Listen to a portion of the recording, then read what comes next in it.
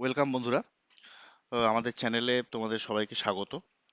তো দেখো, আমরা তড়িৎ অর্থাৎ তড়িৎ যে চ্যাপ্টারটা রয়েছে, কারেন্ট ইলেকট্রিসিটি, তো এই চ্যাপ্টারের থেকে আমরা রোধ সম্পর্কিত একটা বর্তনী বা সার্কিট রিলেটেড একটা প্রশ্ন আমরা মডেল প্রশ্নের থেকে আমরা পেয়েছি, তো সেটাকে একটু সলভ করার চেষ্টা করছি। দেখো, প্রশ্নটা বলেছে যে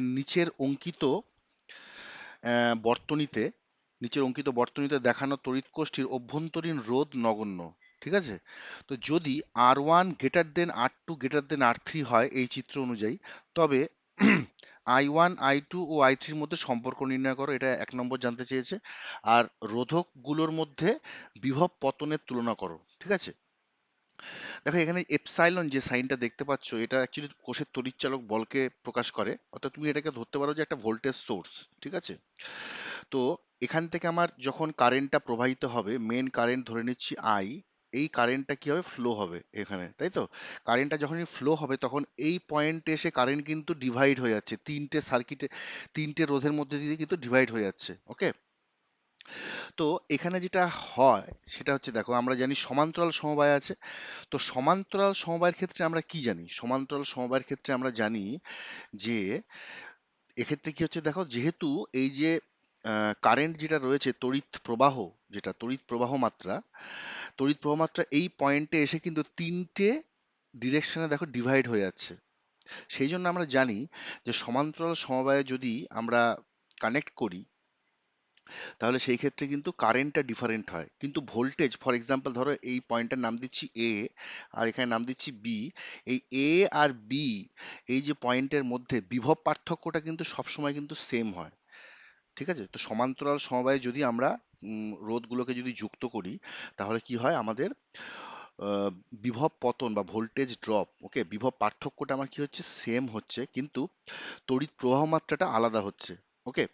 এখন তার মানে আমরা বলতে পারি যে যদি ভোল্টেজ এ আর বি এর মধ্যে, এ ও বি প্রান্তের মধ্যে বিভব পার্থক্য বিভব পার্থক্য ইকুয়াল টু কিন্তু ভি, এবং এটা কিন্তু সবার ক্ষেত্রে কিন্তু সেম হবে। ঠিক আছে? এবার দেখো, রোধটা নিয়ে যেটা বলেছে, রোধটা নিয়ে আমরা একটু এটা নিয়ে একটু আমরা ডিসকাস করি। আমরা জানি ওহমের সূত্র অনুসারে কি হচ্ছে, ভি ইজ ইকুয়ালস টু, আমরা জানি আর ইন্টু আই, তাই তো? ভি ইকুয়াল টু আমরা জানি কি, আর ইন্টু আই। অর আমরা কি বলতে পারি, আমরা বলতে পারি যে কারেন্ট আই যেটা ইজ প্রপোর্শনাল টু 1/R, তাই না? অর্থাৎ রোধ যদি বেশি হয়, তবে তড়িৎ প্রবাহ মাত্রা কি হবে, কম হবে। রোধ যদি কম হয়, তাহলে তড়িৎ প্রবাহ মাত্রা বেশি হবে। যেহেতু আমাদের দেওয়া আছে কি, R1 greater than R2 greater than R3, অর্থাৎ R1 যে রোধটা সব থেকে বেশি, R1 রোধ, R1 রোধ যদি সব থেকে বেশি হয়, তার মানে I1 যে হবে, I1টা তার মানে সব থেকে কম হবে। সিমিলারলি R3 রোধটা হচ্ছে সব থেকে কম, তার মানে সব থেকে বেশি তড়িৎ প্রবাহ হবে হচ্ছে I3। ঠিক আছে? তাহলে এই যে আমাদের সম্পর্কটা রয়েছে, ব্যস্তানুপাতিক সম্পর্ক, এই সম্পর্ক থেকে আমরা কি বলতে পারি? আমরা বলতে পারি যে যে I3 greater than I2 greater than I1। ঠিক আছে? এই যে সম্পর্কটা আছে, এটাই হয়ে যাবে উত্তর। এটা আমি জাস্ট মুখে বললাম, তোমরা এটা ডিটেলস একটু লিখে লিখে করবে। ঠিক আছে? যে V equals to R I, তাহলে I1টা বের করবে। ফর এক্সাম্পল এখানে তুমি লিখছো I1 ইজ ইকুয়াল টু, ধরো মেন ভোল্টেজ যদি ভি হয়, তাহলে ভি বাই তোমার হচ্ছে R1 হবে। তারপরে ধরো I2 is equal to V by R2।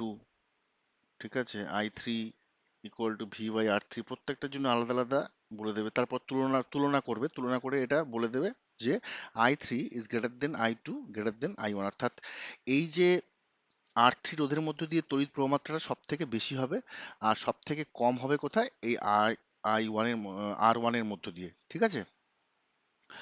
অর্থাৎ রোধ যার বেশি, রোধ মানে কি? অবস্ট্রাকশন, তাই তো, বাধা, অর্থাৎ বাধা অবভিয়াসলি যেখানে বেশি বাধা হবে সেখানে তড়িৎ প্রবাহ মাত্রাটা কম হবে, এটা হচ্ছে জেনারেল কনসেপ্ট, ঠিক আছে।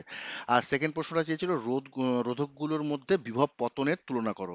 তো বিভব পতন মানে যেহেতু আমরা লিখতে হবে যেহেতু রোধকগুলো আমার সমান্তরাল সমবায়ে যুক্ত, অর্থাৎ তার মানে কি হলো, তার মানে বিভব পার্থক্যটা কিন্তু ভোল্টেজ ড্রপটা, বিভব পতনটা হলো আমার সেম হবে, ঠিক আছে, বিটুইন দিস টু পয়েন্টস। ব্যাস এটাই হচ্ছে উত্তর। তো এরকম আমরা বিভিন্ন প্রশ্ন নিয়ে এরপরে জীবনবিজ্ঞানও আমরা আসবো। জীবনবিজ্ঞানে তো বিভিন্ন জীবনবিজ্ঞান, ভৌতবিজ্ঞান বা ম্যাথামেটিক্স নিয়ে আমরা বিভিন্ন প্রশ্ন নিয়ে আমরা বিভিন্ন সময় আলোচনা করব। তোমরা কিন্তু এগুলোকে খাতায় নোট ডাউন করতে শুরু করো এখন থেকেই, এবং এই ধরনের প্রশ্ন বইতে যখনই পাবে তোমরা কিন্তু প্র্যাকটিস করো, ঠিক আছে। তোমাদের কিন্তু এখন এমসিকিউ থাকবে না, তাই মাইন্ড যে সেট আপটা আছে সেটা কিন্তু চেঞ্জ করতে হবে। এতদিন আমরা শুধু এমসিকিউ নিয়ে প্র্যাকটিস করতাম, এখন কিন্তু আমাদের আরেকটু ডেপথে, এবং এনসিইআরটির যে বই আছে, এনসিইআরটির বই থেকে এই ধরনের যে জিনিসগুলো, প্রবলেমসগুলো, বা অন্য কোনো যদি তোমাদের ইংলিশ ভার্সনের কিছু বই থাকে বা বেঙ্গলি ভার্সন হোয়াটেভার, এই ধরনের জিনিসগুলো নিয়ে তোমরা বেশি প্র্যাকটিস করো, ঠিক আছে। আমরা বিভিন্ন পর্যায়ে পর্যায়ে আমরা কিন্তু এগুলো আমরা প্রশ্ন নিয়ে আলোচনা করব এবং সলভ করব, ঠিক আছে। ওকে, তো থ্যাংক ইউ ভেরি মাচ। ভিডিওটি পুরোটা দেখার জন্য অনেক ধন্যবাদ। চ্যানেলে যদি নতুন থাকো তাহলে অবশ্যই চ্যানেলটা সাবস্ক্রাইব করে নিও। ওকে, চলো, থ্যাংক ইউ।